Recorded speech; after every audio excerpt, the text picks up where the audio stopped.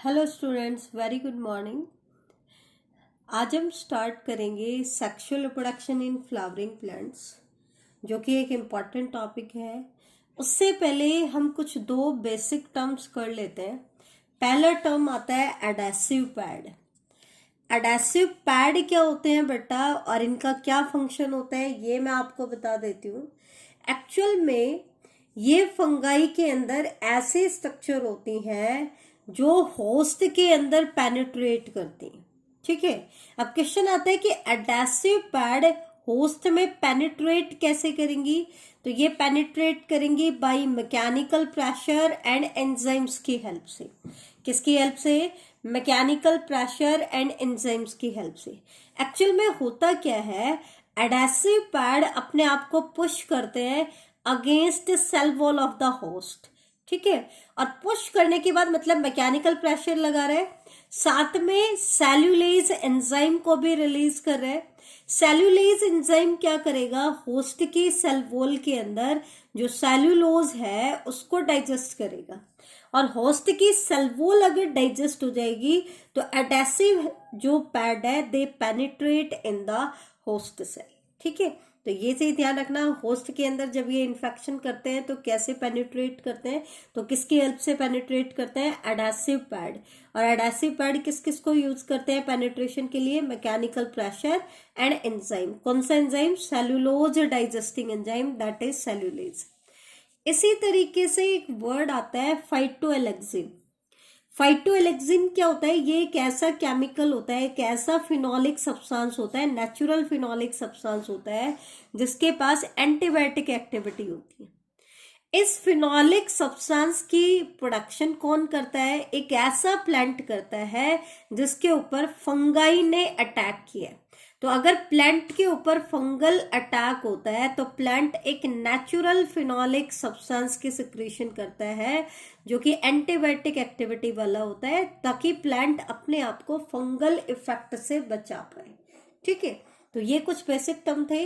अब हम आते हैं मेन पार्ट की तरफ, that is sexual reproduction in flowering plant. तो sexual reproduction in flowering plant की अगर हम बात करें तो क्योंकि पहली बार आपका क्या आ रहा है, फंगाई के अंदर हम सेक्सुअल रिप्रोडक्शन को स्टडी करें। एनसीईआरटी में भी हम डिस्कस कर चुके हैं कि इनके अंदर सेक्सुअल साइकिल होती है, और इनकी सेक्सुअल साइकिल में 3 फेजेस होते हैं।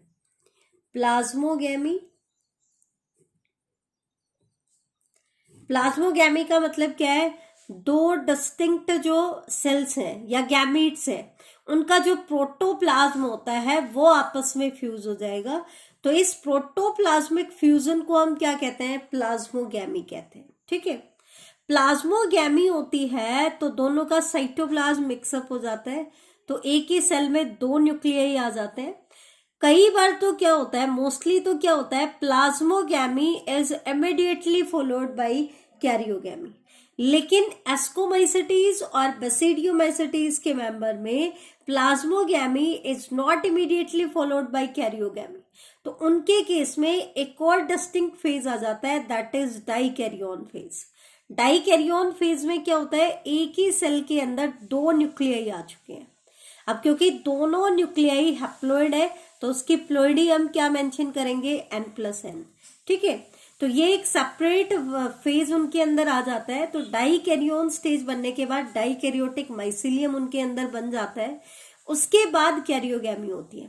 लेकिन अदर्स में plasmogamy is immediately followed by karyogamy. तो तुरंत क्या बन जाता है, एक डिप्लॉयड स्ट्रक्चर बन जाती है जिसको हम क्या कहते हैं, सिनकैरियोन। ठीक है, इस स्टेज को हम बोलेंगे सिनकैरियोन, और इस पर्टिकुलर स्ट्रक्चर को हम बोलते हैं जाइगोट। फिर क्या होता है बेटा, जाइगोट मियोसिस करता है, या इस स्ट्रक्चर के अंदर मियोसिस होता है, और मियोसिस से हैप्लॉइड स्पोर की फॉर्मेशन हो जाती है। किसकी फॉर्मेशन हो जाती है, हैप्लॉइड स्पोर की। और हैप्लॉइड स्पोर जब जर्मिनेट करते हैं तो मेन प्लांट बॉडी बना लेते हैं, माइसिलियम या हाइफे जो भी होता है, तो दोबारा से वेजिटेटिव फेज बन जाता है। तो इनकी सेक्सुअल साइकिल में 3 फेजेज हो गए, प्लाज्मोगैमी, कैरियोगैमी, और थर्ड हो गया मियोसिस। और मियोसिस से क्या बन गए, हैप्लॉइड स्पोर, और हैप्लॉइड स्पोर फिर से क्या बना लेंगे, माइसीलियम की फॉर्मेशन कर लेंगे। लेकिन जो आपके एस्कोमाइसेटीज और बेसिडियोमाइसेटीज है, उनके केस में एक और स्टेज आ जाती है, दैट इज डाइकैरियोन। किसके बीच में? प्लाज्मोगैमी और कैरियोगैमी के बीच में। क्यों? क्योंकि plasmogamy is not immediately followed by karyogamy. ठीक है, तो ये थी इनकी सेक्सुअल साइकिल। एक्चुअल में क्या होता है कि जब डाइकैरियोन स्टेज डेवलप हो जाती है तो उस कंडीशन के बाद सारी की सारी सेल्स इस स्टेज के अंदर डिप्लॉयड होती हैं और वो फ्रूटिंग बॉडी की फॉर्मेशन कर लेती है। किसकी फॉर्मेशन कर लेती है? Fruiting body. तो reduction division, that means meiosis जो होता है, मियोसिस को रिडक्शन डिवीजन भी कहते हैं, वो किसके अंदर होगा? फ्रूटिंग बॉडी के अंदर होगा। किसके अंदर होगा? Fruiting body. ठीक है, अब आता है फंगाई के अंदर बेटा हम दो टाइप की स्पीसीज बताते हैं, एक होती है हेट्रोथैलिक स्पीसीज और एक होती है होमोथैलिक स्पीसीज। ठीक है, तो इनके अंदर अलग अलग टाइप का रिप्रोडक्शन होता है। तो एक्चुअल में क्या होता है, हेट्रोथैलिक स्पीसीज किसको रिप्रेजेंट करती है? यूनिसेक्सुअल कंडीशन को। दैट मीन्स एक माइसीलियम में एक ही टाइप का सेक्स ऑर्गन होगा, इधर प्लस टाइप और माइनस टाइप, कभी भी दोनों नहीं होंगे। क्या नहीं होंगे? दोनों नहीं होंगे। तो इसका मतलब दोनों सेक्स ऑर्गन अगर हमें चाहिए तो दो डिफरेंट प्लांट हमें चाहिए होंगे।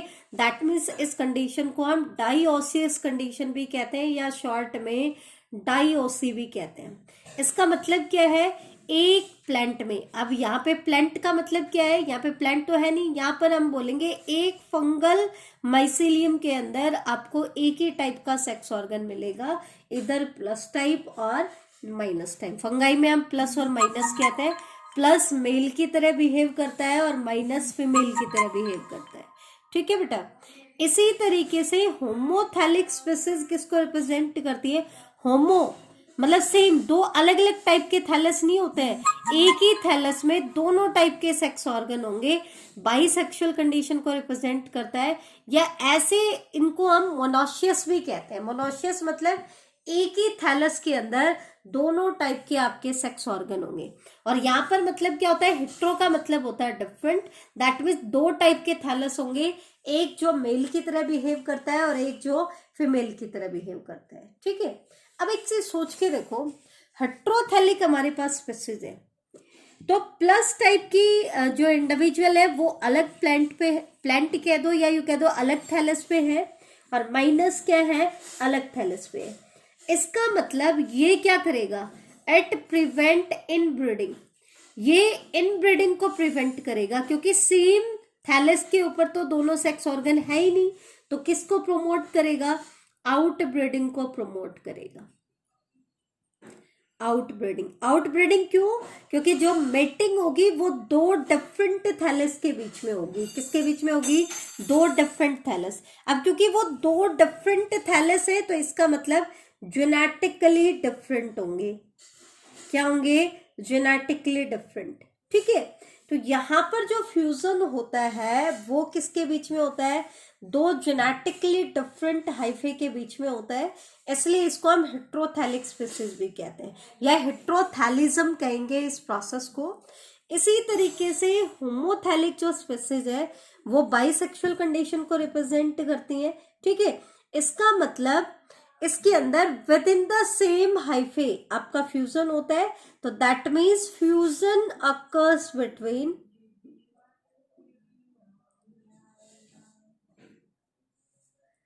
genetically similar type of hyphae, genetically similar type of hyphae, और इस प्रोसेस को हम क्या कहेंगे? होमोथैलिज्म कहेंगे। क्या कहेंगे? होमोथैलिज्म। तो ध्यान रहे, इसमें जेनेटिकली डिफरेंट हाइफे के बीच में मेटिंग होती है, इसमें जेनेटिकली सिमिलर हाइफे के बीच में होती है। अब यहाँ पे जेनेटिकली सिमिलर हो रहा है तो ये किसको प्रोमोट करेगा? इनब्रीडिंग को प्रोमोट करेगा, और ये किसको प्रोमोट करेगा? आउटब्रीडिंग को प्रोमोट करेगा। किसको प्रोमोट करेगा? आउटब्रीडिंग को प्रोमोट करेगा। ठीक है, आगे हम फर्दर देख लेते हैं हेट्रोथैलिज्म और होमोथैलिज्म में क्या डिफरेंस होता है। तो हेट्रोथैलिज्म में मैंने क्या कहा यहाँ पर two types of mating types, two types हैं हमारे पास, टू मेटिंग टाइप्स हैं हमारे पास।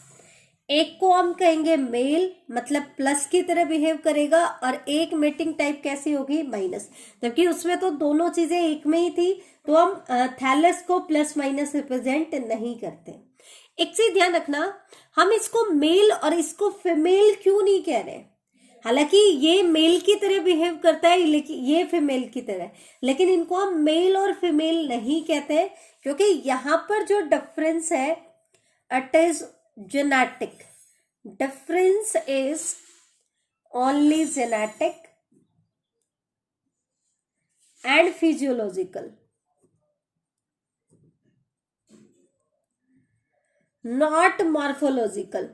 मॉर्फोलॉजिकल डिफरेंस नहीं है, एक्सटर्नल अपीयरेंस में देखने में कोई डिफरेंस नहीं दिखाई दे रहा है।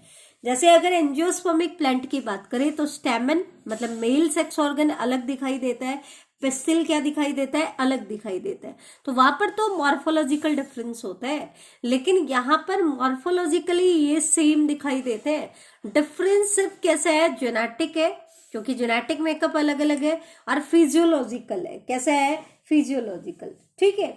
और एक चीज और ध्यान रखना, क्योंकि यहाँ पे जो प्लांट होता है वो यूनिसेक्सुअलिटी को रिप्रेजेंट करता है, तो दो टाइप की जो मेटिंग टाइप है, ये दोनों सेपरेट प्लांट्स पे इनकी फॉर्मेशन होती है, या हम यूं कहते हैं separate hyphae, plant word use नहीं करेंगे, हाइफे वर्ड हम यूज करेंगे, ठीक है। तो two mating types are formed on different hyphae, या माइसिलियम है तो माइसिलियम, या सिंपली हम बोल देते हैं डिफरेंट थैलस पे इनकी फॉर्मेशन होती है, ठीक है। नेक्स्ट इसमें ध्यान रखना, जब इसके जाइगोट में मियोसिस होगा तब दिक्कत आती है, क्योंकि एक पेरेंट तो प्लस है एक माइनस है, तो मियोसिस होगा तो कैसे टाइप की प्रोजेनी बनाएगा, तो ऐसे जो इंडिविजुअल होते हैं वो प्लस और माइनस टाइप की प्रोजेनी इक्वल नंबर में बनाएंगे। आधी प्रोजेनी प्लस टाइप की बनाएंगे और आधी कैसी बनाएंगे, माइनस टाइप की। तो meiosis produce equal number of progeny of each of the two mating type, ठीक है। अब क्वेश्चन आता है कि हेट्रोथैलिक स्पीसीज के एग्जाम्पल बताओ, कौन कौन से एग्जाम्पल है। हेट्रो मतलब दो डिफरेंट टाइप के थैलस है, तो एक ही थैलस पे सिर्फ एक ही टाइप का सेक्स ऑर्गन होगा, एक ही टाइप की वेटिंग टाइप होगी, तो इसके एग्जाम्पल आते हैं। एग्जाम्पल इंपॉर्टेंट है, ध्यान रखना, Rhizopus स्टोलानिफर,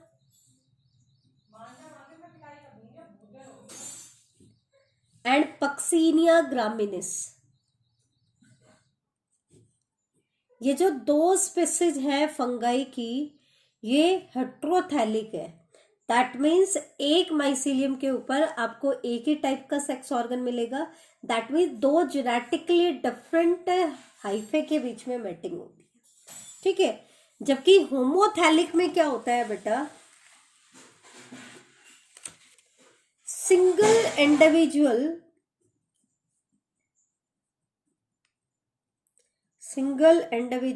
form genetically, morphologically,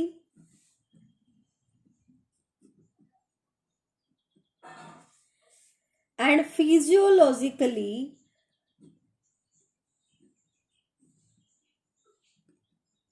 similar male and female gametangia। बेटा गैमेटेंजिया जो वर्ड है ये फंगाई के अंदर सेक्स ऑर्गन्स को रिप्रेजेंट करता है, किसको रिप्रेजेंट करता है, सेक्स ऑर्गन को। तो बेटा हेट्रोथैलिक में तो मैंने बताया था कि डिफरेंट टाइप के क्या होते हैं, सेक्स ऑर्गन्स होते हैं, ठीक है, लेकिन जो डिफरेंस होता है वो सिर्फ जेनेटिक और फिजियोलॉजिकल होता है। मॉर्फोलॉजिकल डिफरेंस तो हेट्रोथैलिक में ही नहीं था, तो यहाँ पर मॉर्फोलॉजिकल डिफरेंस तो वैसे ही नहीं होना, लेकिन क्योंकि ये एक ही थैलस पे बन रहे हैं इसलिए जेनेटिक मेकअप क्या होगा, सेम होगा, और जेनेटिक मेकअप अगर सेम होगा तो फंक्शनिंग भी क्या होगी, सेम होगी। तो यहाँ पर जो दो टाइप के गैमेटेंजिया बन रहे हैं, मेल एंड फीमेल गैमेटेंजिया, वो जेनेटिकली, मॉर्फोलॉजिकली एंड फिजियोलॉजिकली क्या होंगे, सिमिलर होंगे, ठीक है।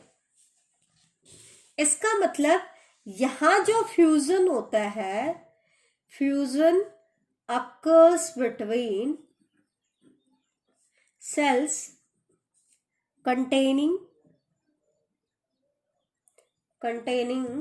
genetically identical nuclei.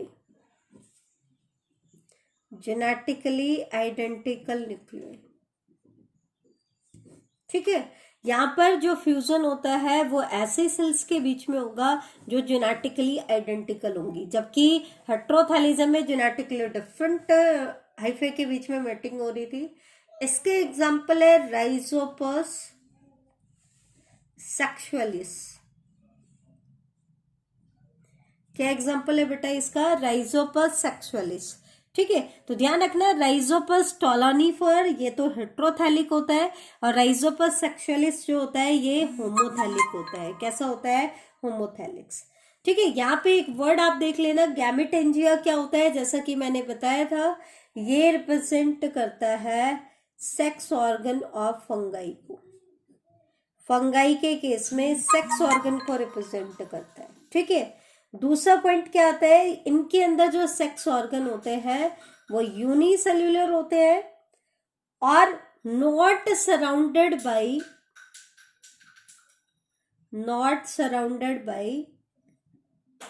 Sterile jacket. बेटा एक से ध्यान रखना, क्योंकि फंगाई के बाद आपके प्लांट्स का एवोल्यूशन हुआ है, तो स्टेराइल जैकेट की फॉर्मेशन तो ब्रायोफाइट्स में जाकर के होती है। कहाँ जाकर के होती है? ब्रायोफाइट्स में जाकर के। उससे पहले सेक्स ऑर्गन के अराउंड जितने भी ऑर्गेनिजम्स है उनमें स्टेराइल जैकेट की फॉर्मेशन नहीं होती है, ना तो एल्गी में होती है ना ही फंगाई में होती है। और इनके जो सेक्स ऑर्गन्स होते हैं वो यूनिसेल्युलर होते हैं। कैसे होते हैं? यूनिसेल्युलर। ठीक है, अब हम आते हैं कि इनके अंदर सेक्सुअल रिप्रोडक्शन होती कैसे। ये तो हमने स्पीसीज के बारे में पढ़ा, तो कई सारे मेथड होते हैं इनके केस में। जैसे पहला मेथड है प्लानोगैमेटिक कॉपुलेशन। कैसा है? प्लानोगैमेटिक कॉपुलेशन। ठीक है, सेकंड मेथड है गैमेटेंजियल कॉन्टेक्ट। थर्ड मेथड है गैमेटेंजियल कॉपुलेशन। नेक्स्ट मेथड है स्पर्मेटाइजेशन, और लास्ट मेथड है सोमैटोगैमी। अगर आप इनको जर्नल मेथड्स में अच्छे से पढ़ोगे तो आपको जब क्लासेस कराएंगे तब अच्छे से क्लियर हो जाएंगे, तो ये चीज ध्यान रखना। तो बेटा प्लानोगैमेटिक जो कॉपुलेशन होता है इसके अंदर मेल और फीमेल गैमेट्स में फ्यूजन होता है। ठीक है, तो एक्चुअल में क्या होता है इनके केस में? मोटाइल गैमीट्स को हम प्लानोगैमीट्स कहते हैं। Motile gametes are called planogamete. Planogamete हम किसको कहते हैं? मोटाइल गैमीट्स को कहते हैं। ठीक है, इसका मतलब जो फ्यूजन होता है वो किसके बीच में होगा? मोटाइल गैमीट्स के बीच में होगा। ध्यान रखना, यहाँ पे जो गैमीट्स होते हैं वो कैसे होते हैं? फ्लैजिलेटेड होते हैं। मोटिलिटी कौन प्रोवाइड करेगा? फ्लैजिला प्रोवाइड करेगा, तो फ्लैजिलेटेड गैमेट्स होते हैं। सबसे इंपॉर्टेंट चीज आती है कि प्लानोगैमेटिक कॉपुलेशन जो है वो किसमें होता है? तो प्लानोगैमेटिक कॉपुलेशन आपका देखने को मिलता है oomacetes के एक्वाटिक मेंबर्स में। किसमें देखने को मिलता है? oomacetes के एक्वाटिक मेंबर्स में। आगे हम पढ़ेंगे नेक्स्ट मेथड oomacetes के टेरेस्ट्रियल मेंबर में। तो ध्यान रखना, प्लानोगैमेटिक कॉपुलेशन जो होता है वो oomacetes के एक्वाटिक मेंबर्स में हमें देखने को मिलता है। इसको हम फर्दर कैटेगराइज करते हैं दो बेसिक कैटेगरी में। कौन कौन सी बेसिक कैटेगरी है? Isogamy and heterogamy. ठीक है, आइसोगैमी को हम आइसोप्लानोगैमेटिक कॉपुलेशन भी कहते हैं। इसके एग्जाम्पल आ जाता है सिनकाइट्रियम। ये जो फंगाई होता है इसमें आइसोगैमी होती है। और हेट्रोगैमी को हम फर्दर दो कैटेगरी में डिवाइड कर देते हैं, अनाइसोगैमी एंड ऊगैमी। अनाइसोगैमी को ही अनाइसोप्लानोगैमेटिक कॉपुलेशन कहा जाता है फंगाई के केस में, और ऊगैमी को ऊप्लानोगैमेटिक कॉपुलेशन कहा जाता है। तो अनाइसोप्लानोगैमेटिक कॉपुलेशन तो देखने को मिलता है एलोमाइसिस में,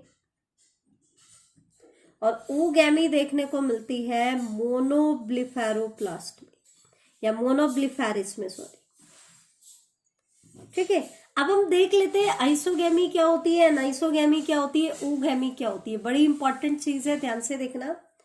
तो आइसोगैमी के केस में क्या होता है, fusion between male and female gametes.